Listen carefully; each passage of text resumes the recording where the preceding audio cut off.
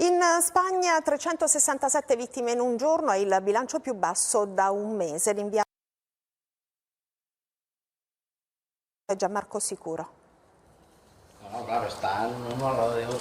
Ti porto nella piazza centrale, dice Marc, libraio di Tarrasa, grosso comune della Catalogna. In questi giorni qui avresti visto centinaia di stand che vendono libri e rose. Ora è vuota. L'ultima volta che è successo in Spagna c'era la guerra civile. Per chi conosce la Catalogna è impressionante vedere le città deserte nella settimana in cui i catalani festeggiano il santo protettore. Cosa si fa per onorare San Jordi? Chiediamo a Sergio. Gli uomini donano una rosa e le donne un libro. Dovrei aspettare il prossimo anno per regalarlo a chi ti piace.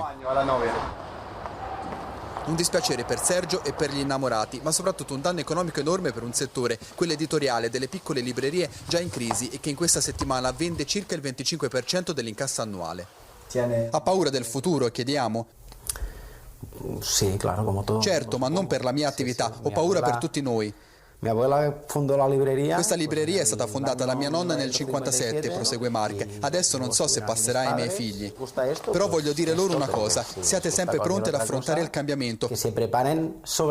Questo virus ci sta insegnando questo e noi stiamo lottando per superarlo. Situazioni di cambio.